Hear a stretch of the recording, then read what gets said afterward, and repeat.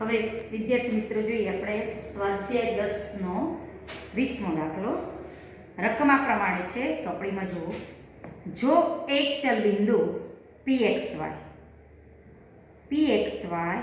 ના બે રેખાઓ આપી છે એક x + y - 5 = 0 અને 3x - 2y + 7 = 0 થી લંબ અંતરોનો સરવાળો 10 રહે તો સાબિત કરો કે બિંદુ P નો પથ એક રેખા છે। હવે એક બિંદુ pxy છે।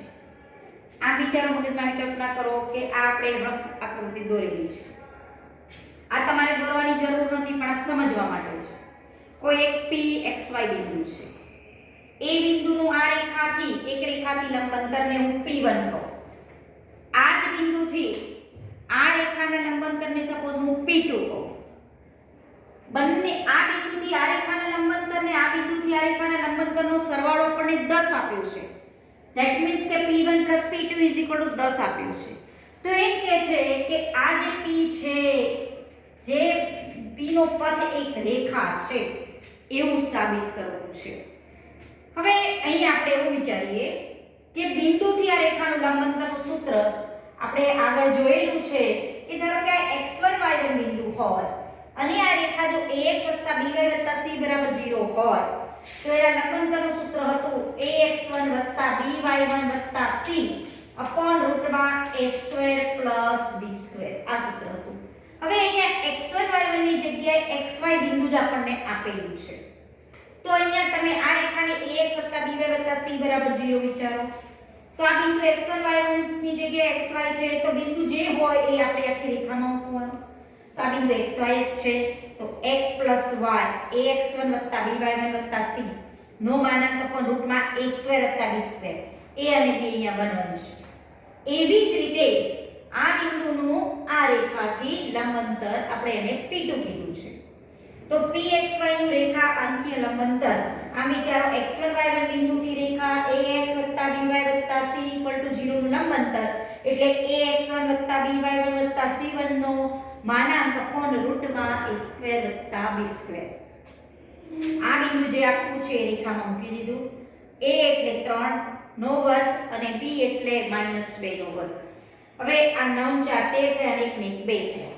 હવે અહીંયા આપ્યું છે કે આ બિંદુથી આ રેખાના લંબ અંતરને આપણે P1 કીધું, આ બિંદુથી આ રેખાના લંબ અંતરને આપણે P2 કીધું। બંનેનો સરવાળો આપણને 10 આપેલો છે। તો આ P1 મૂક્યો, આ P1 પ્લસ આ P2 મૂક્યો, આ 9 અને 4 13 એટલે આપણે આ સરવાળો આવો મળ્યો। હવે એમ કહે છે કે આ જે સમીકરણ છે એક રેખાનું સમીકરણ સૂચવે છે એ બતાવવું છે। હવે જ્યારે પણ માનાંક આવે ત્યારે આપણી પાસે 4 કેસ આવે। અહીંયા બે માનાંક છે, આનો પણ માનાંક છે અને આનો પણ માનાંક છે। હવે અહીંયા અંદરનો જો જે સંખ્યા હોય ધન હોય આપણે માનાંકની વ્યાખ્યામાં શીખ્યા છે કોઈ પણ અજ્ઞાત જો x ધન હોય તો એનું માનાંક પોતે છૂટે અને જો x ઋણ હોય તો એનું માનાંક માઈનસ છૂટે। તો આ પોતે એક ધન હોય, બંને ધન પણ હોઈ શકે। પછી એક બીજો એક સંજોગ એવો પણ બને કે આ જે બંને છે એમાંથી પહેલો ધારો કે ધન ને બીજી સંખ્યા જે અંદરની છે ધારો કે ઋણ હોય। પછી એવો પણ બને કે આ પહેલી સંખ્યા ઋણ હોય ને આ ધન હોય। પછી ચોથો કેસ એવો પણ બને કે આ બંનેનો જે માનાંક શોધવાનો છે બંને ઋણ હોય। હવે આ ચારે ચાર કેસમાં જો વિચારીએ ને તો આ સમીકરણનું સાદુરૂપ એક રેખા એટલે કે વ્યાપક સ્વરૂપની જે રેખાનું સમીકરણ છે ax + by + c = 0 એ સ્વરૂપમાં જ ગોઠવાશે। હવે ધારો કે હું વિચારું કે આ બંને ધન છે, કેસ 1 ની વાત કરીએ એટલે જો આ પોતે સંખ્યા ધન હોય તો એનો માનાંક પોતે છૂટે, બરોબર। આ પોતે જો ધન હોય તો એનો માનાંક પણ પોતે છૂટે। હવે જો તમે આનું સાદુરૂપ આપો તો √2 અને √13 નો લસા √26 થાય। અહીંયા √13 વડે ગુણાયા √2 વડે ગુણાયા સાદુરૂપ આપો √26 લસા અહીંયા ગુણી કાઢો। પછી આનું સાદુરૂપ આપતા આમ તમારું સ્વરૂપ કયું આવશે ax + by + c = 0 સ્વરૂપ જ ગોઠવાશે। સાદુરૂપ આપશો આનું ધારો કે અહીંયા √13 વડે ગુણો આ √2 વડે ગુણો √26 આમ લઈ જાઓ, પછી ગુણી અને x વાળા પદોમાંથી x કોમન કાઢી દો, y માંથી y કોમન કાઢી દો અને અચળ પદોનો સરવાળો કરો. પછી આનું સ્વરૂપ ગોઠવશો તો કયું આવશે? ax + by + c = 0. સાદુરૂપ આપતા આનું સમીકરણનું સ્વરૂપ આવશે ax + by + c = 0 સ્વરૂપ જ આવશે. એટલે કે કોઈ પણ અચળ સંખ્યા હોઈ શકે b અને c પણ અચળ. એવી જ રીતે જો હું આને પ્લસ વિચારું તો આનો માનાંક પોતે છૂટે, અને જો આ બીજી સંખ્યા અંદરની જો ઋણ હોય તો એનો માનાંક માઈનસ છૂટે. તમે આનું પણ જો સાદું આપો, આ √13 અહીંયા લઈ જાઓ, √2 અહીંયા લઈ જાઓ, પ્લસ માઈનસ કરો, x કોમન કાઢો તો આનું સાદુરૂપ પણ આપતા આ રેખાનું સ્વરૂપ જ મળશે. આ પણ સાદુરૂપ આપો તો કયું સ્વરૂપ મળશે? ax + by + c આ સ્વરૂપનું સમીકરણ મળશે. બરોબર, સેમ આ રીતે. હવે તમે એક આ માઈનસ લો ને આ પ્લસ લો તો એ આ જ મળશે. બંને માઈનસ લો તો આ માઈનસ અહીંયા આવશે ને અહીંયા પણ માઈનસ આવશે, માનાંક પોતે છૂટે. તો ચારેય કિસ્સામાં જોઈ શકો છો કે આ સમીકરણનું સાદુરૂપ એક રેખાનું સમીકરણ બને છે. હવે અહીંયા આપણે p ના અહીંયા કયા લીધા હતા? xy. તો આ જ રીતે લખી દેવાનું. આ જ રીતે ત્રીજા અને ચોથા કેસનું એટલે કે વિકલ્પનું સાદુરૂપ આપતા ax + by + c સ્વરૂપની રેખાનું સમીકરણ મળે છે.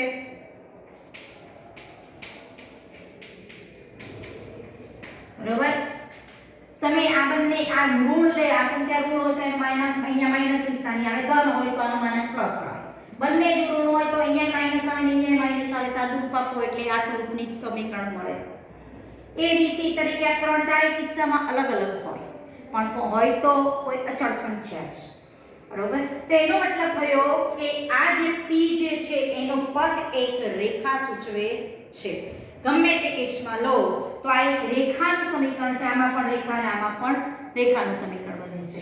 માટે એમ કહી શકો, લખી દેવાનું, માટે p નો બિંદુ પથ એક રેખા બતાવે છે. હવે જોઈએ આગળનો 21મો દાખલો. 21મા દાખલાની રકમ તમારી સામે છે, વાંચો પહેલા એને. દાખલા નંબર 21. હવે જો 21મા દાખલામાં છે બે સમાંતર રેખાઓ આપી છે. એક રેખા આપી છે, આ એક રેખા છે 9x + 6y - 7 = 0. એને સમાંતર એક બીજી રેખા આપી છે.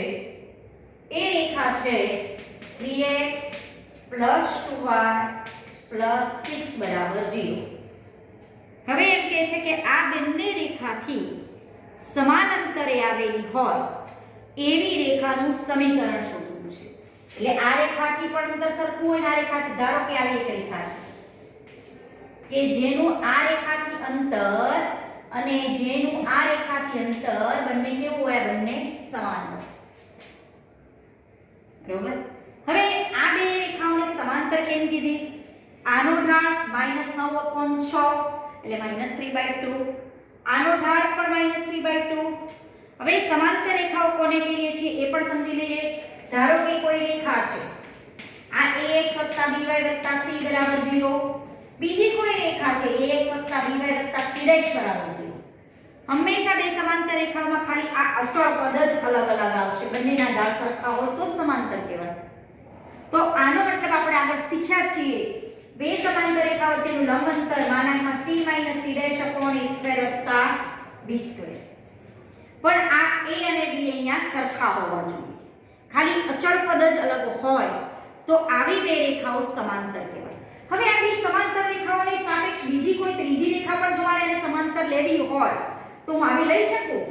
ax + by + કોઈ d અચળ ધારો કે આ ત્રણે ત્રણ અચળ અલગ હોય, a b સરખા હોય, x અને y ના સહગુણક a અને b સરખા હોય, ખાલી અચળ પદો જ અલગ હોય તો તેવી રેખાઓ હંમેશા સમાંતર હોય જ. કારણ કે આ રેખાનો ઢાળ પણ -a/b, આ રેખાનો ઢાળ પણ એટલો જ, આ રેખાનો ઢાળ પણ -a/b જેટલો જ. ખાલી અચળ પદો જ અલગ હોય તેવી રેખાને આપણે સમાંતર કહીએ છીએ. તો અહીંયા આ વાસ્તવમાં બે સમીકરણોમાં આ સમીકરણને જો હું 3 વડે ગુણીએ તો 9x + 6y + 18 બરાબર 0. એટલે 9x a અને b અહીંયા સરખા દેખાય એટલા માટે આ સમીકરણને હું 3 વડે ગુણી દઉં બંને બાજુ. હવે તમે દેખી શકો છો કે આ બંને સમીકરણમાં ખાલી a અને b સરખા છે, અચળ પદ જ અલગ છે દેખાય છે. અથવા જો આવું ન કરવું હોય, આ સમીકરણને આ સ્વરૂપમાં 3x2y માં લાવવું હોય તો આમાંથી 3 કોમન કાઢો તોય ચાલે, બંને વસ્તુ એકની એક જ થઈ. આમાંથી જો હું 3 કોમન કાઢું તો શું આવે? 3 વડે ભાગો એનો મતલબ કે 2y - 7/3 બરાબર 0. આ સમીકરણને બંને બાજુ 3 વડે ભાગો. આ લખો કે આ લખો એક જ કે બંને અહીંયા 3 વડે ગુણો તો બંનેમાંથી ગમે તે કરી શકો. હવે આ આપણી પાસે આ રેખા વિચારો ને આ રેખા છે, બંને સમાંતર છે. હવે આ રેખાથી એક સરખા અંતરે આવેલી એક રેખા છે અને આ રેખાથી સરખા અંતરે આવેલી આને સમાંતર રેખા છે. આનું આપણે સમીકરણ લાવવાનું છે. હવે આ જે રેખા છે આ બંનેને સમાંતર છે એટલે a અને b તો આના સરખા જ હોવા જોઈએ. તો આ સમાંતર રેખા કેવી હોવી જોઈએ? 2x 3x 2y c બરાબર છે. ખાલી આ ત્રણ જે અચળ પદો છે એ જ આ ત્રણ સમાંતર રેખાઓના અલગ પદ. હવે આ રેખાને આપણે આ કહીશું.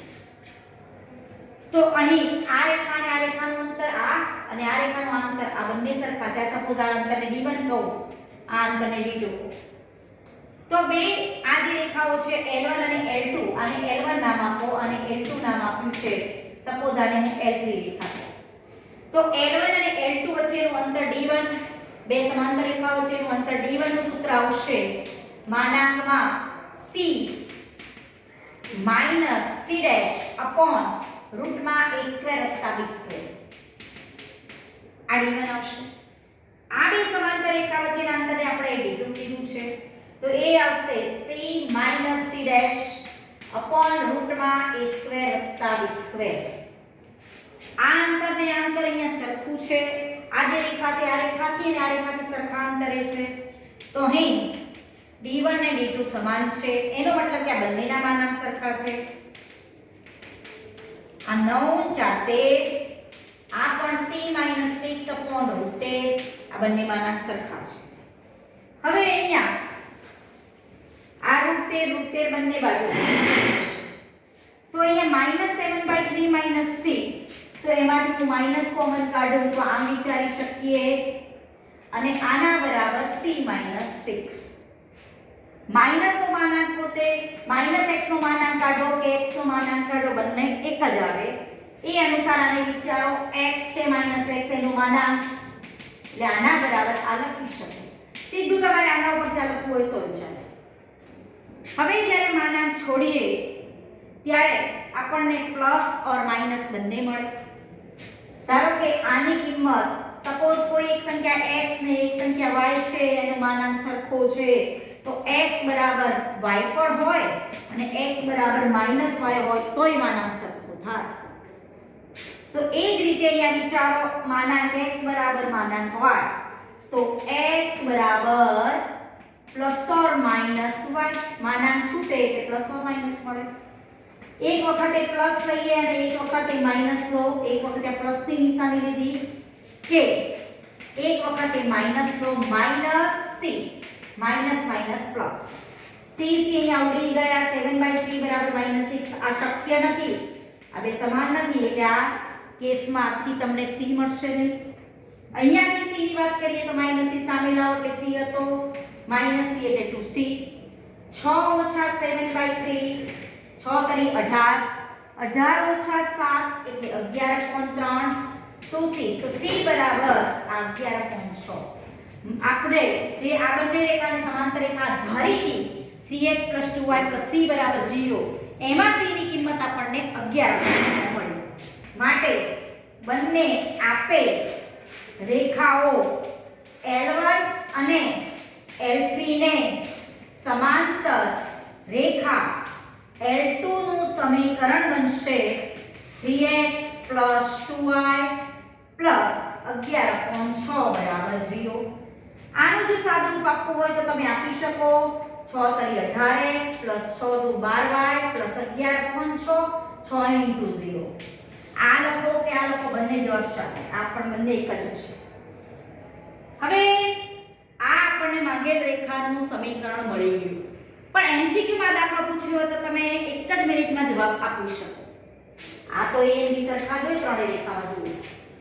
આનો સી છે, જો બંને આ રેખા બંનેથી સમાન અંતરે હોય તો c બરાબર આ બંનેનો સરવાળો બાય 2 કરો એટલો જવાબ આવે. આ બંનેનો સરવાળો કરો, આ જે અચળ પદો છે એમનો સરવાળો બાય 2 કરો એટલો જ c તમારો હોય. 6 તરી 18, 18 - 7 એટલે 11 अपॉन 3 લસા નીચે ઉતર c 11/6 c મૂકી દો સીધું એટલે તમને જવાબ મળી ગયો. એમસીક્યુ આ રીતે કરવાનો, દાખલો પૂછે તો આપણે આ રીતે કરવાનો. એટલે જો આ રેખા બંને રેખાથી સમાન અંતરે તો c આના સરવાળા બાય 2 જેટલો હોય, અચળ પદોના સરવાળા બાય 2 જેટલો. a અને b બધામાં સરખા બનાવી દેવાના, પછી કામ કરવાનું. સમાંતર રેખામાં એ ધ્યાન રાખવાનું, સમાંતર રેખામાં a અને b બધાના સરખા કરવાના, પછી અચળ પદની વાત કરવાની. હવે આગળ નો દાખલો નંબર 22 જે છે એ જોઈએ.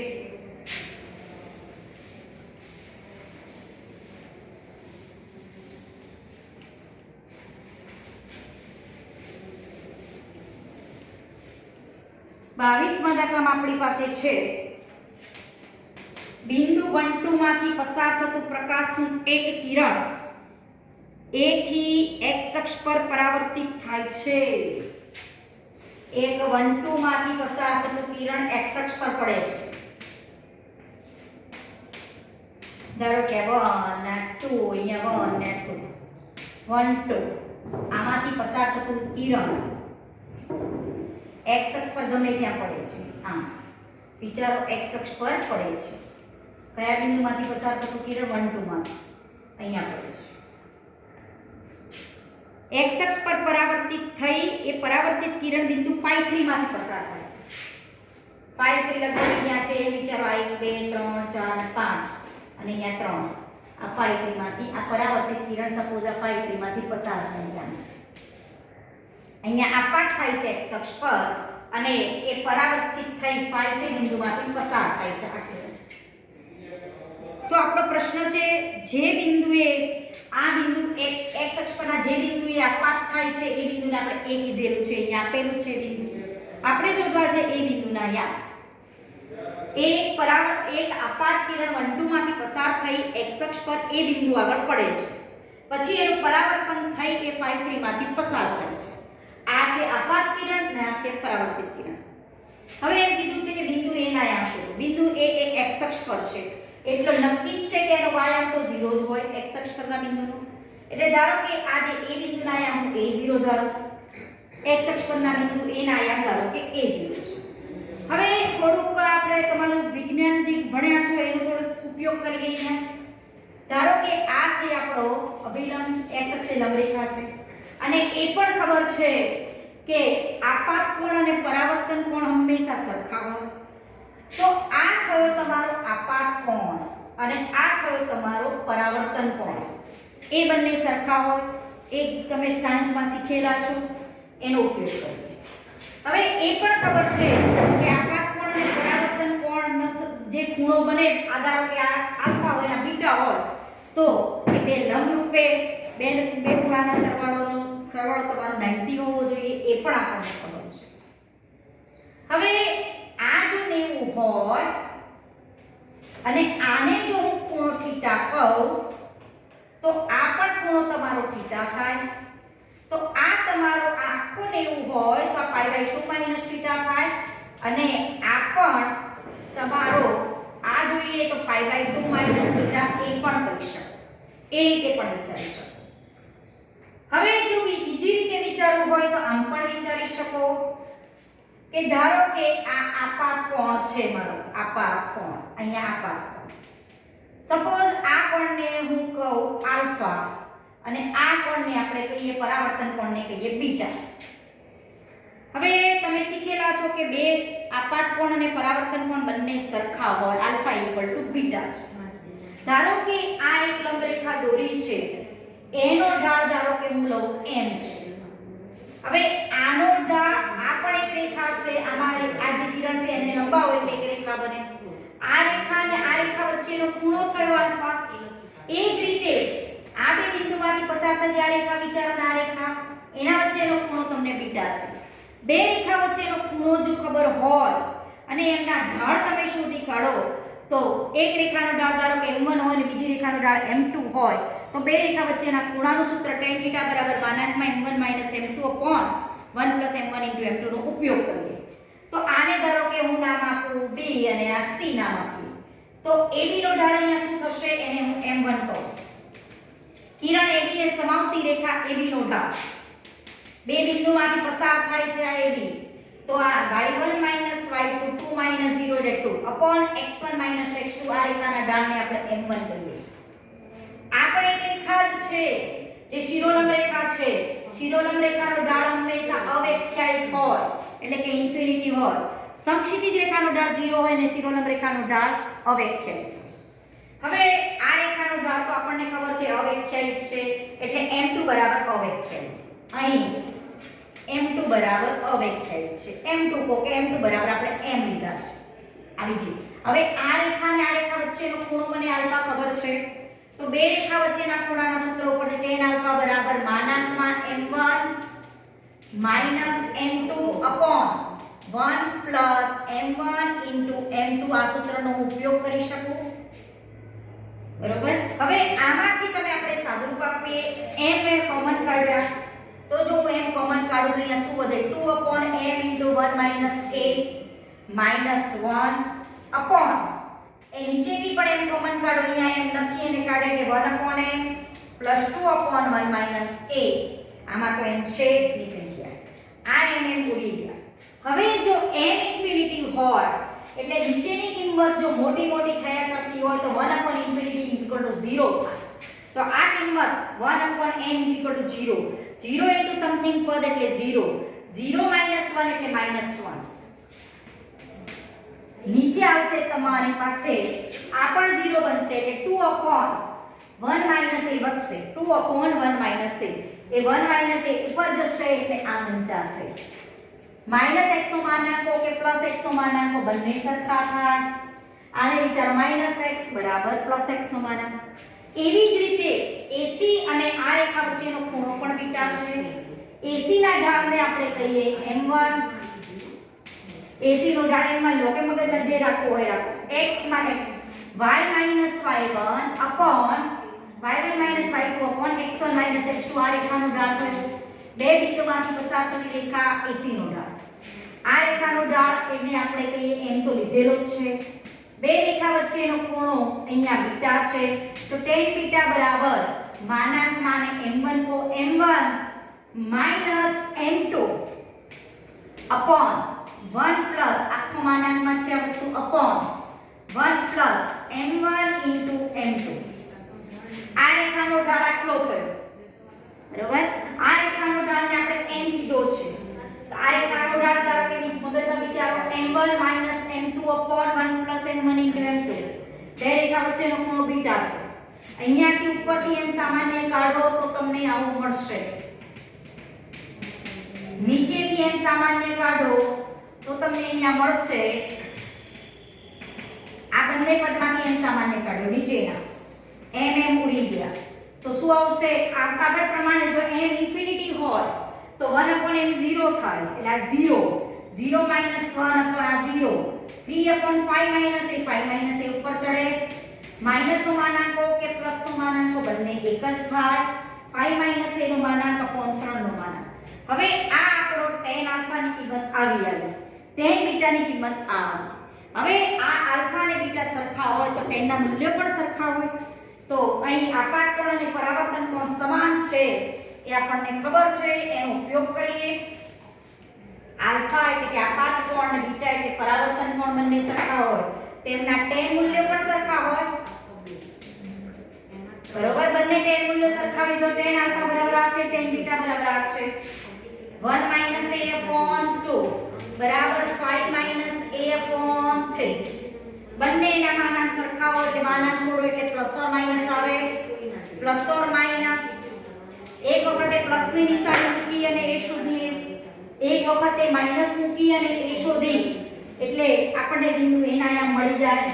1 માઇનસ a upon 2 બરાબર પ્લસ મૂકો 5 માઇનસ a upon 3 અહીંયા અથવા એક આવશે 1 માઇનસ a બાય 2 બરાબર માઇનસ 5 માઇનસ a upon 3 આ ત્રણ અહીંયા ગુણાશે આ બે અહીંયા ગુણાશે એટલે આવશે અહીંયા આ a અને અહીંયા માઈનસ 7 અહીંયા આવશે તમારી પાસે માઈનસ નિશાની અંદર આપો આ ત્રણને અહીંયા ગુણો અને આ બે ને અહીંયા ગુણો 3 માઈનસ 3 એ આ બે અહીંયા ગુણાય માઈનસ 5 પ્લસ a ને બે સાથે ગુણાકાર હવે આ માઈનસ 3 ને સામે લઈ જાઓ એટલે 5 અહીંયા 13 થશે a બરાબર 13 upon 5 એની આપણને બે કિંમતો મળી એક -7 અને 3 13 upon 5 પણ અહીંયા જ્યારે આપાત થતું હોય કિરણ તો આ બિંદુના જે એક્સિયમ છે ધન હોવો જોઈએ ઋણ હોય નહીં એટલે આ શક્ય નથી આ પોસિબલ થશે